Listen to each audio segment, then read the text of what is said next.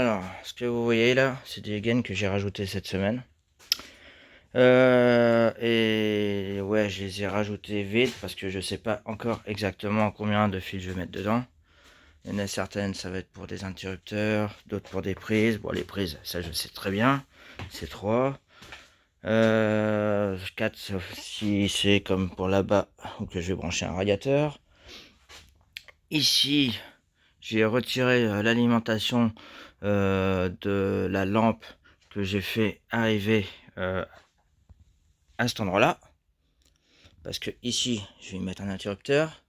Donc ça sera normalement 2 fils parce que c'est un simple allumage que je vais faire sortir ici d'ailleurs au niveau de l'ampoule.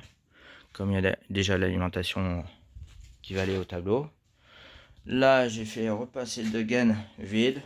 Une pour l'allumage escalier, l'autre pour l'allumage va-et-vient de cette pièce-là.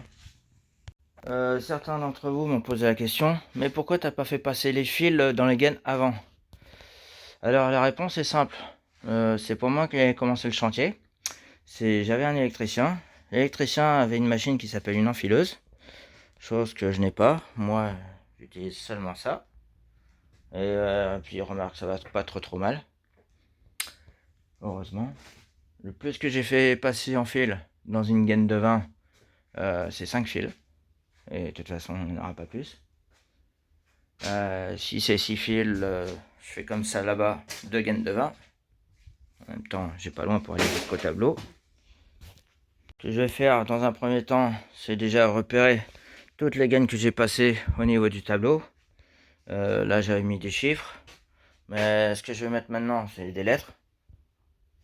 Histoire d'être tranquille. Bon, dans un premier temps, déjà, je mets mon scotch sur toutes les gaines que j'ai sorties. Et ensuite, les appairer. Une fois réalisé, je marque mes repères. Et là, comme j'en ai deux l'un à côté de l'autre, je mets A1, A2. Ensuite, je prends mon petit tuyau d'air. Ça allait bien, branché sur le compresseur. Je l'enfile dans un. Bon, à une main, j'avoue que c'est pas très pratique. Mais il n'y aura pas beaucoup de pression. Ensuite, là, j'ai pas besoin. Là, je mets un tout petit peu de pression.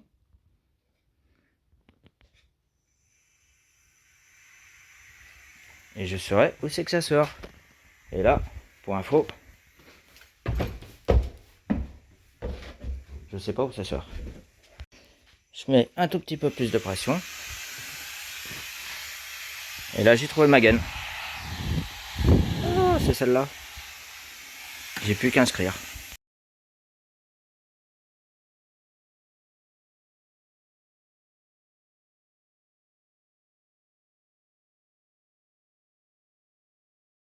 Une fois que vous avez commencé le repérage, n'oubliez pas de noter ça sur un bout de papier et remettre au propre par la suite.